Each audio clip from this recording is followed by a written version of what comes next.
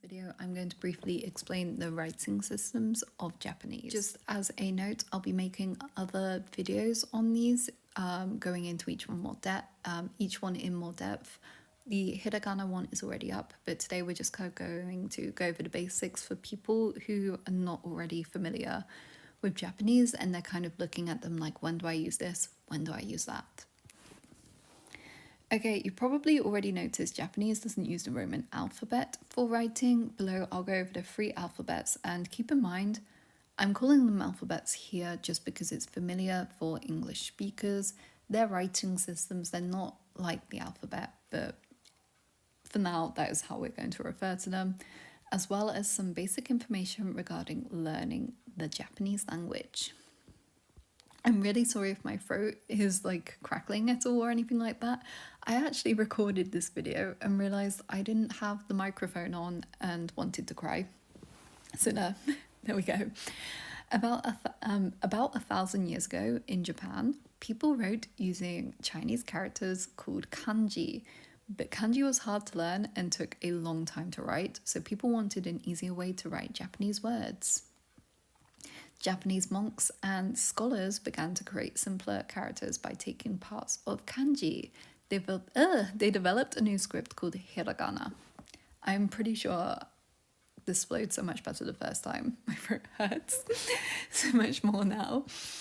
It was like a set of shortcuts or abbreviations. Hiragana was easier and quicker to... Oh my gosh. Hiragana was easier and quicker to write, making it perfect for everyday use.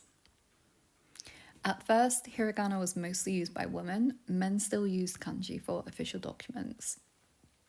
Many women wrote beautiful poetry, stories, and diaries in hiragana.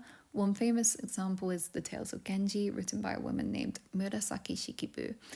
So basically, this is a really, really famous story. If you're ever in Japan or if you're studying Japanese for a long time, you might come across it. I believe it was either written in or takes place in Uji, which is very close to Kyoto. And oh my gosh, I really recommend going to Uji if you have the time, if you ever visit Kyoto.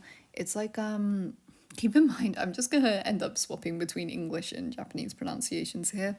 I always do this in my class when I'm speaking in English. I'm like, oh my gosh, do I say it how we say it in England or do I say it how we say it in Japanese? Which is really, so you might just hear a mix of both when it comes to place names. But it's very, very close to Kyoto. Absolutely stunning. Whenever you order matcha from a cafe in Japan, you might see that it says Uji matcha on the front, and that is matcha from Uji.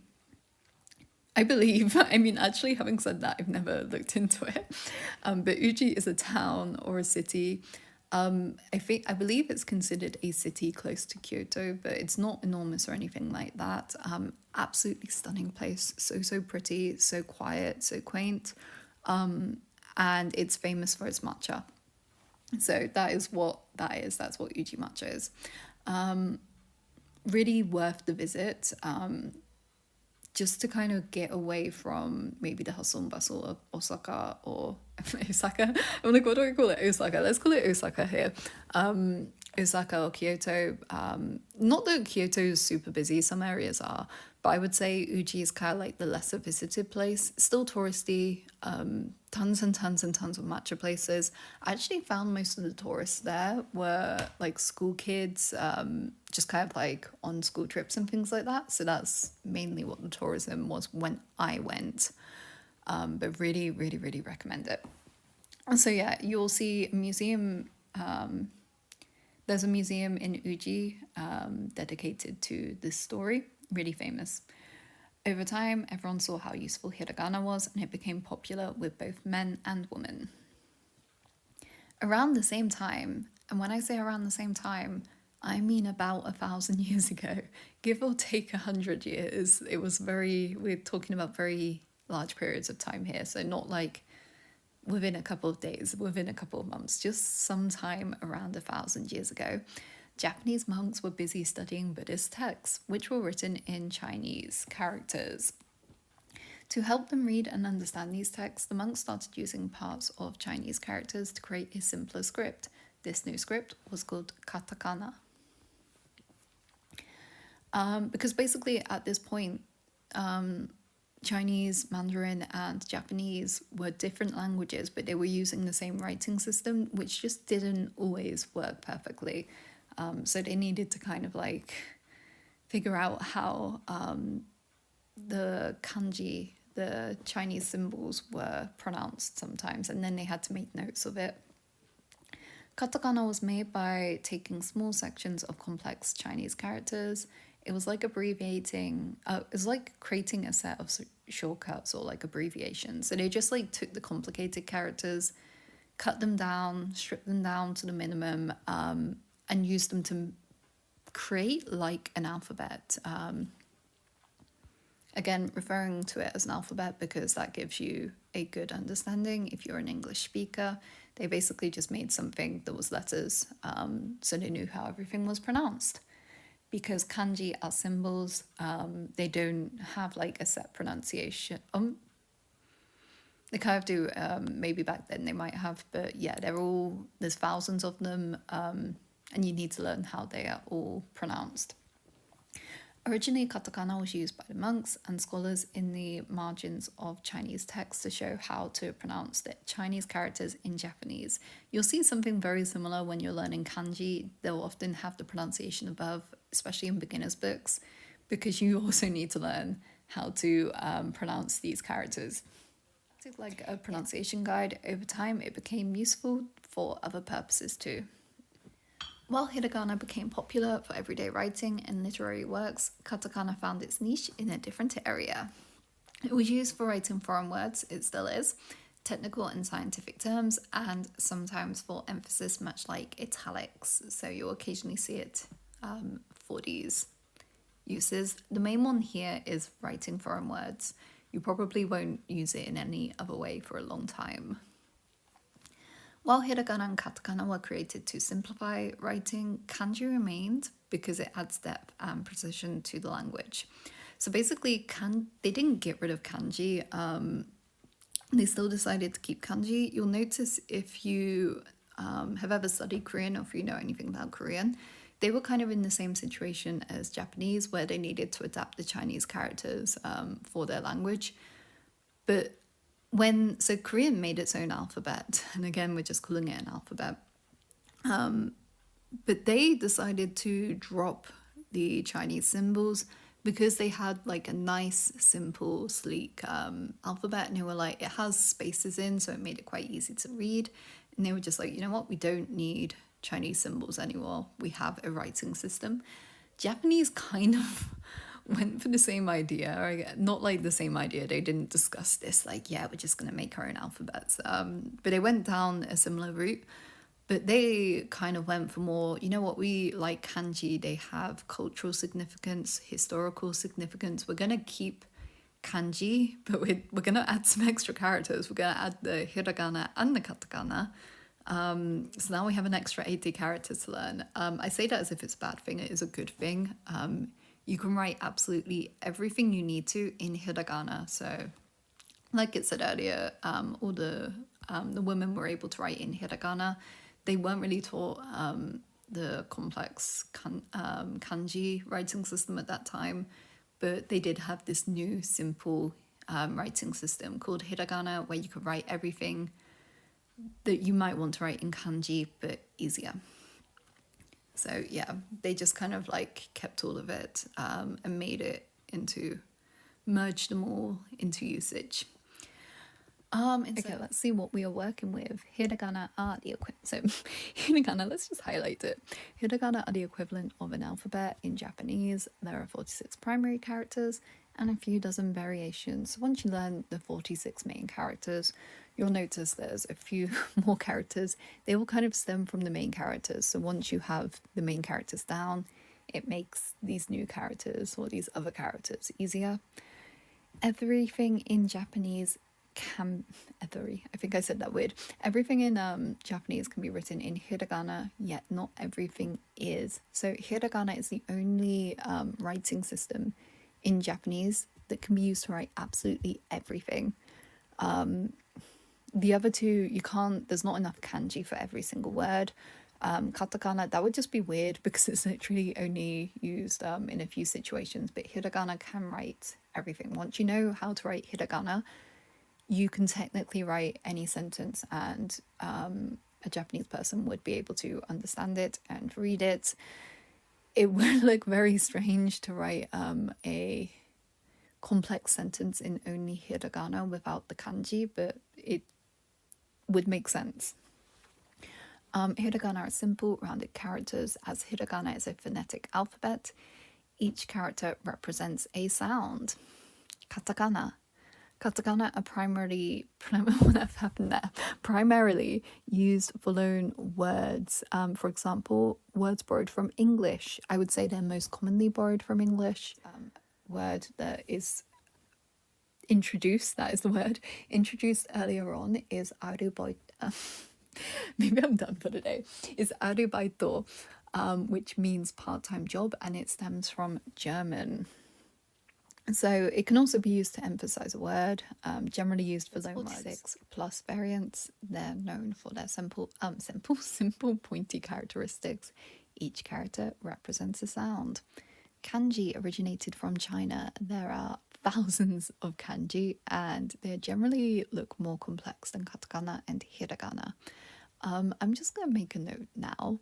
Katakana, so nice little story time. When I was studying N3, my teacher threw a surprise katakana test at us. And this is an entire class of students studying for N3. And I think at least everyone got at least one wrong. I think the average was 50%, and these were basic words. And this is an alphabet that's like 5% of the entire language. You're not using it that often. You just kind of forget katakana. It just kind of like disappears eventually, and you're like, oh, I can read it, but how do I write it? So you might find yourself in that situation with katakana. Everyone expects that with kanji because there's so many, but with katakana it just kind of creeps up on you, and you're like, wow, this alphabet that I learned back when I first started studying, I'm not very good at. Maybe this isn't like a universal experience, but it was in my class. So yeah. So kanji, there's thousands of them. They are complex. They originated from China. They are the OG. They are the they are the part of the language that Japan was like, oh, maybe we should simplify. This is them, and then they were like, oh, you know what, we'll keep them anyway. They are the second most common behind hiragana and the hardest to learn. Kanji are symbols rather than an alphabet, each with a unique meaning. So they are not sounds, they're not phonetic. They all have it's kind of like an emoji. Let's very, very briefly look at hiragana. We're not going to click for tips, and I'm just going to tell you that the tip is, if you're on my website, you can click a word and there's a high chance it will come up with the English pronunciation over it. I say high chance, it takes ages to program in, so I don't do it for everything. It's the most common writing system of Japanese. Hiragana is the most common, and therefore we learn it first. They are characterized as simple, rounder characters, exactly what I said a moment ago. You can think of hiragana as the alphabet of Japanese. Each character represents a sound, and unlike English, combining characters and placement rarely affects the way it's pronounced. I say rarely, it can do. We'll go into that in another video. Rarely though, so do not worry about it right now. Below is a hiragana chart with all the characters you will ever need to know. No, not literally ever, you've got to do the kanji at some point, but it's all the hiragana characters you'll ever need to know. This is important because I have seen some charts that like add some random characters. I think it's in the you. What am I saying? You want ya, you and your. It's like in the yeah and yeesh slots. I think they put them in. These characters don't exist. I've never seen them before. I don't know why they're in there. The primary characters are in bold. I guess they might have existed back in the day or something. I don't know. Go along the row and then down. We're gonna go over this in a second. This is the hiragana video. It's already up. Woo. Here we go. You can view this on my website. Even better, あ you can click it and it will say the noise. Great. It will make learning nice and easy, maybe. All of the highlighted ones are kind of, what's the word? Exceptions to the rule. So, for example, if we go along here, あ ah, い e, う u, え e, お o, か ka. So we got the first sound here, second sound here. き Ki, く ku, け ke, こ ko.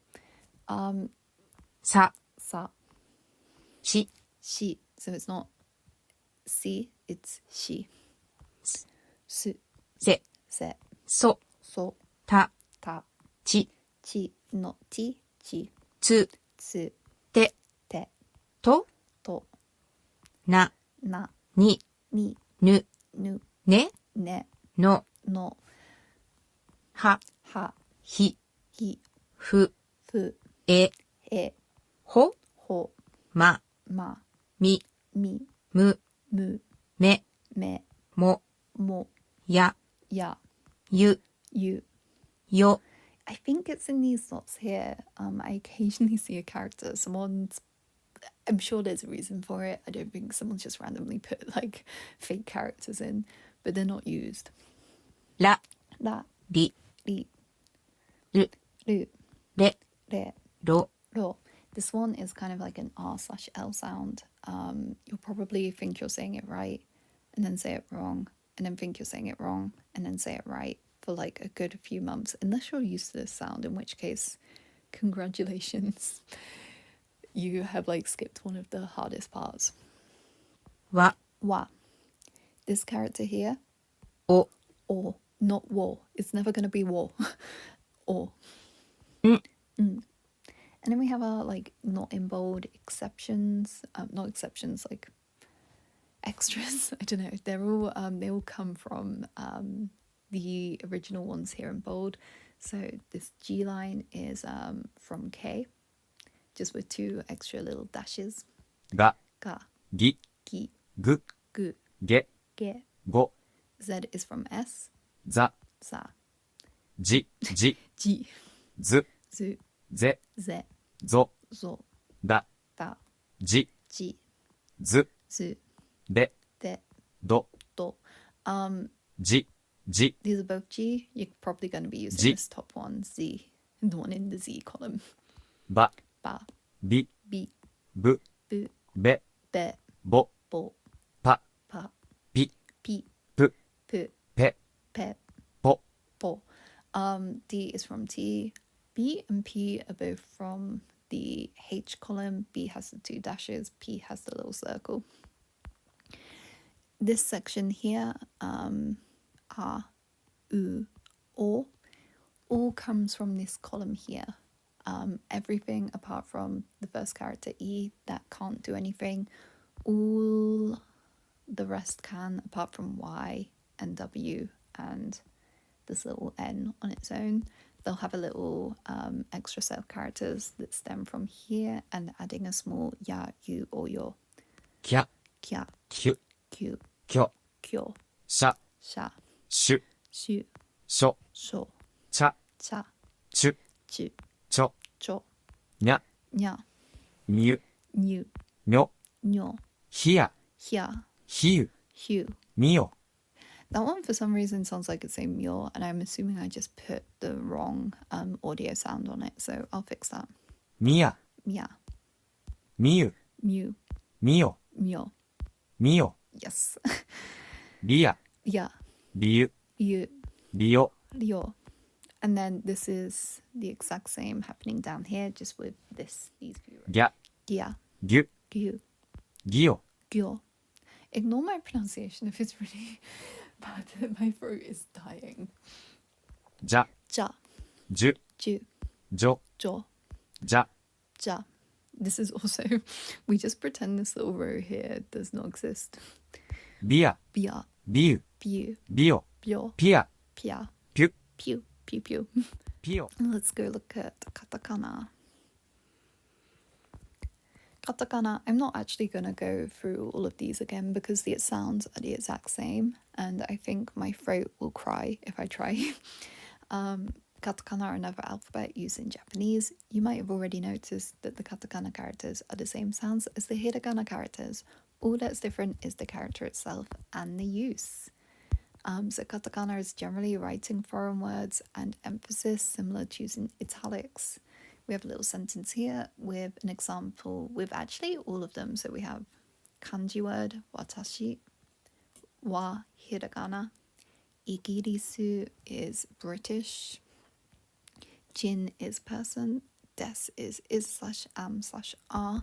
That tip, I'll let you see it if you ever go and visit the website, but it's basically just explaining why igirisu, which sounds very much like it comes from the word England or English, means British. And if you want to know, you can click for tips on the website. Borrowed words make up a small portion of the Japanese language. For example, the popular food item ramen, often associated with Japan, actually originates from China. As the term is borrowed from Chinese, we write it in the katakana, ramen. A lot of words are recognizable for English speakers, such as camera, terebi. Let's click on these. Terebi, TV, and aisukurimu, ice cream. Don't overthink whether it was borrowed. Otherwise you go down a rabbit hole of, oh my gosh, this sounds like it was borrowed from China 1,000 years ago. Could it be a katakana word? If it's introduced in katakana, it's katakana. If it's not, it's probably not. I'm sure at some point there might be an exception to this, but generally that is going to be your rule. The katakana chart looks exactly like the one I made in the hiragana one, so you can compare it nice and easily. You can click on them and get the sounds the exact same. I wonder. みよ。ひよ。 Why does that one work? Okay, cool. But yeah, that is what's happening here. You can go along it on your own. あ、い、う、え、お。 Cool. Of course, you can't write a word like hamburger exactly with these characters. You need to Japaneseify it. So basically, there's a lot of English words that they don't have the pronunciation for in Japanese. So when you are saying them, you have to say them Japaneseified. This is really, really hard as an English speaker because you just feel like you are saying something wrong when you first start doing this. And I think especially to people who have never studied Japanese, if you order a hamburger and your friends are there and you're like, hamburger, they will possibly give you some weird looks. I've even seen online some discourse before between people thinking people who learn Japanese are making fun of Japanese, but if you say, can I have a hamburger, you might get a look of, I don't know what you're on about. If you say hamburger, they will know what you're talking about because that is how they say hamburger in Japanese. That is the Japanese word for hamburger. Hamburger is not. Okay? Hamburger is Japanese. Hamburger is not Japanese. Cool. If you do my course, you'll be studying Japanese from lesson 11. You'll be studying katakana from lesson 11. We are not going to go over kanji in this lesson because, oh my gosh, it takes so long. Whatever we've said about kanji is your intro to kanji. This page is like 1,000,000 times bigger than all of the other ones, and I would like to go over it in depth with you guys. So yes, I will see you guys next time. You can check out my hiragana video and I will have a new one up in a couple of days. So thank you very much for watching. I hope this kind of helped, maybe aside from my comments saying my throat hurts. And yeah, thank you very much. I'll see you next time. Just a reminder, you can sign up for my website directly on the website or via Etsy. You can also trial it first, so I have a few free lessons going over some of the basics, hiragana, some kanji, just explaining everything you need to start learning Japanese. And then from then on, we have a few paid lessons just to help support me and the time spent making all of these lessons. I created my own curriculum because I sometimes don't really like how a lot of the textbooks explain things. I think they make things really, really complicated, and I think they make very easy things harder by using a lot of jargon